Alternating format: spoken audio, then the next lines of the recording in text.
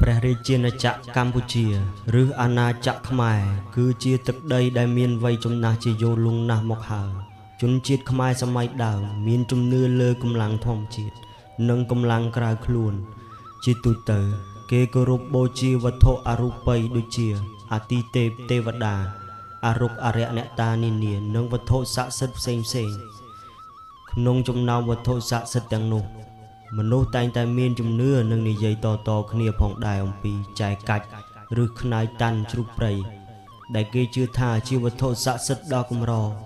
ដែលខ្មែរមានជំនឿយូរលង់ណាស់មកហើយមុននឹងឈានដល់ការរៀបរាប់អំពីជំនឿតាក់ទងទៅនឹងចែកកាច់ឬខ្នាយតាន់ជ្រូកព្រៃនេះយើងសូមលើកពាក្យចែកកាច់ឬខ្នាយតាន់នេះមកពន្យល់ជាមុនសិនចែកកាច់បើតាមវចនានុក្រមសម្ដេចព្រះសង្ឃរាជជុនណាតបានពន្យល់ថាចែគឺជាភ្លុកមេដំរីឬដំរីស្គរតូចខ្លីទីនៃពីភ្លុកធម្មជាតិចែកាច់គឺជាចែដែលមានមេដំរីកាច់ចោលខ្លួនវានៅជាប់នឹងដើមឈើរស់ខ្មែរសម័យបុរាណខ្លះសន្មតថាជារបស់មានតម្លៃព្រោះគេជឿថាជារបស់ត្រជាក់ត្រជុំខ្នាយតាន់បើតាមវចនានុក្រមសម្ដេចព្រះសង្ឃរាជជុនណាតបានបញ្យល់ថាខ្នាយតាន់គឺជាចង្កូមស្រួចជាគ្រឿងការពារជ្រូកតែបច្ចុប្បន្ននេះក៏បានហៅខ្នាយជ្រូកព្រៃនេះថាចែកកាច់ដែរគឺជាភ្លុករបស់សត្វជ្រូកព្រៃដែលមានជីវិតរស់នៅក្នុងព្រៃជ្រៅជ្រូកព្រៃតែងតែប្រើខ្នាយឬភ្លុកដ៏មុតនិងសាហាវរបស់វាដើម្បីការពារខ្លួននិងសម្លាប់សត្រូវហើយគេជឿថារាល់ព្រលឹងសត្វដែលបានស្លាប់ដោយសារជ្រូកព្រៃសម្លាប់នោះបានស្ថិតនៅចុងភ្លុកនោះហើយនៅពេលដែលវាដុះវែងវានឹងជ្រុះនៅពេលណាមួយដោយសារតែជ្រូកព្រៃនឹងយកភ្លុកវាទៅត្រដុសនឹងគល់ឈើគេមានជំនឿថានៅពេលដែលភ្លុកនោះវាជ្រុះកន្លែងណាហើយទោះបីជាមានភ្លើងឆេះព្រៃក៏ដោយក៏កន្លែងដែលខ្នាយតាន់ឬចែកកាច់ជ្រុះនោះមិនបានឆេះដែរបើតាមការសង្កេតរបស់អ្នកភូមិដែលរស់នៅតំបន់ព្រៃភ្នំនិងភ្នំរាបមួយចំនួនបានឲ្យដឹងថាជ្រូកព្រៃមានទម្លាប់រស់នៅជាហ្វូង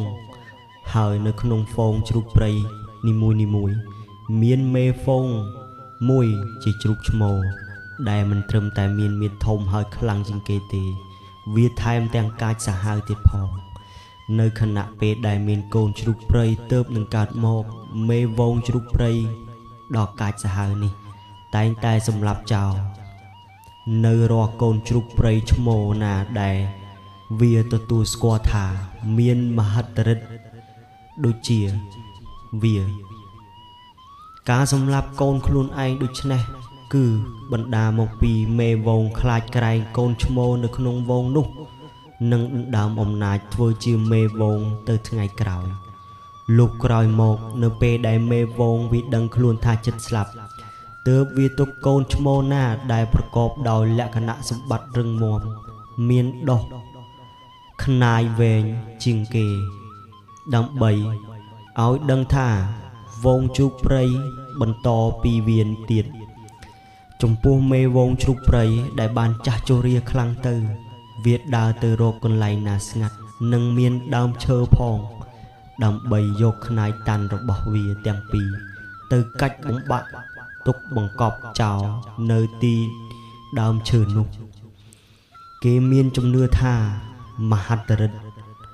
ឫទ្ធីរបស់ខ្នាយតាន់គឺនៅត្រង់ថាបារមីឬវត្ថុស័ក្តិសិទ្ធិជាពន្លឺលើថ្ងាសជ្រូកព្រៃដែលតាមថែរក្សាគប់ពីជានិច្ចជាការដែលបារមីនេះឯងដែលពិបាកនឹងមាននរណាអាចសម្លាប់វាដោយងាយបានឡើយដូច្នេះហើយបានជាប្រជាជនខ្មែរនៅតាមតំបន់ព្រៃភ្នំនិងតំបន់ភ្នំរាបមានជំនឿថាអ្នកដែលបានរើសខ្នាយតាន់ជ្រូកព្រៃយកមកបំពាក់នឹងមានសេចក្តីសុខសេរីសួស្តីជាក់ជាពុំខានបារមីខ្នាយតាន់នេះនឹងនៅតាមថែរក្សាមិនឲ្យសត្រូវចិត្តឆ្ងាយណាមកបៀតបៀនឬយកឈ្នះលើខ្លួនបានឡើយ អ្នកមានខ្នៃតាន់ជ្រូកព្រៃតែងតែកាន់ត្រណមមួយចំនួនយ៉ាងខ្ជាប់ខ្ជួនហើយគូបផ្សំនឹងមន្តអាគមបន្ថែមទៀតផងធ្វើឲ្យខ្នៃតាន់ជ្រូកព្រៃដែលមានបារមីកាន់ស្រាប់នោះកាន់តែខ្លាំងក្លាមួយកម្រិតទៀតគេបានចាត់ទុកជំនឿនេះជាទំនៀមទម្លាប់ប្រពៃណីប្រចាំជនជាតិទៀតផងដោយគេយល់ថាបារមីខ្នៃតាន់ជ្រូកព្រៃគឺសម្រាប់ជួយការពារសត្វកាចសាហាវផ្សេងឬអាវុធដូចជាព្រួញស្នានិងគ្រាប់កាំភ្លើងជាដើមជំនឿលើខ្នៃកាច់ឬខ្នៃតាន់ជ្រូកព្រៃក៏កើតមានទៅដល់ប្រជាជនខ្មែរភាគតិចដែលរស់នៅច្រករលអៀងនៃព្រំដែនខ្មែរលាវផងដែរដោយសារតែមានជំនឿបែបនេះហើយទើបមនុស្សមួយចំនួនបានតាមសម្លាប់ជ្រូកព្រៃសត្វមានជីវិតដទៃទៀតដើម្បីយកភ្លុកដែលនាំឲ្យសត្វព្រៃមួយចំនួនធំស្ទើរតែផុតពូជលើទឹកដីខ្មែរតាមការសិក្សានៅតំបន់មានជំនឿយ៉ាងម៉ឺនម៉ាត់លើកលែងចែកកាច់នេះដូចជានៅខេត្តមណ្ឌលគិរីស្រុកកោះញែកនៅតំបន់ជិតជើងភ្នំឱរាអ្នកស្រុកនិយាយថាចែកកាច់ជ្រូកព្រៃនេះមិនមែនមនុស្សទៅចាប់ជ្រូកព្រៃមកកាច់យកចែកកាច់វានេះគឺវាទៅបុកជាប់ជាមួយនឹងដើមឈើខ្លួនឯងមនុស្សដែលបានខ្លាចជាម្ចាស់ចែកកាច់ឬខ្នៃតាន់ជ្រូកព្រៃនេះត្រូវមានត្រណមមួយចំនួនដូចជាមិនត្រូវយកចែកកាច់ទៅឆ្លាក់ជារូបផ្សេងពិសេសឆ្លាក់ជារូបព្រះពុំដូច្នេះទេនឹងធ្វើឲ្យគ្រួសារមានរឿងក្តៅក្រហាយឆ្លោះប្រកែកគ្នាមានរឿងជាក់ជាពុំខាន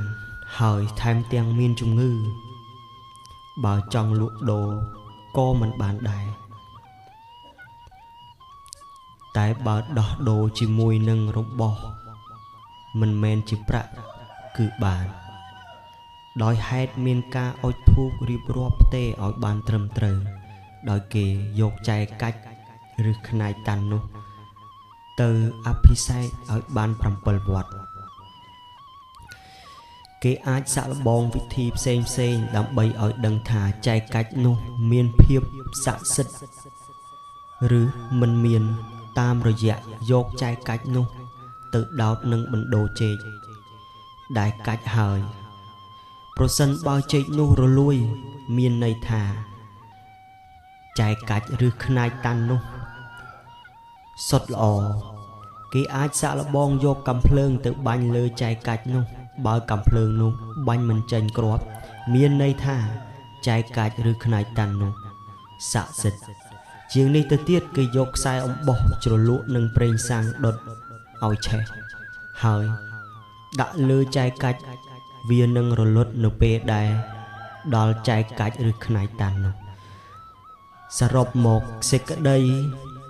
មកនឹងជំនឿលើខ្នៃតាន់ជ្រូកព្រៃរបស់ជនជាតិខ្មែរអាចឆ្លុះបញ្ចាំងឲ្យឃើញថាទស្សនៈរបស់មនុស្សខ្មែរជាពិសេសនៅពេលដែលប្រឈមនឹងគ្រោះកំណាចអ្វីមួយខាងក្រៅរមែងប្រាថ្នាសេចក្តីសុខសប្បាយសុវត្ថិភាពហើយជំនឿនេះក៏ជា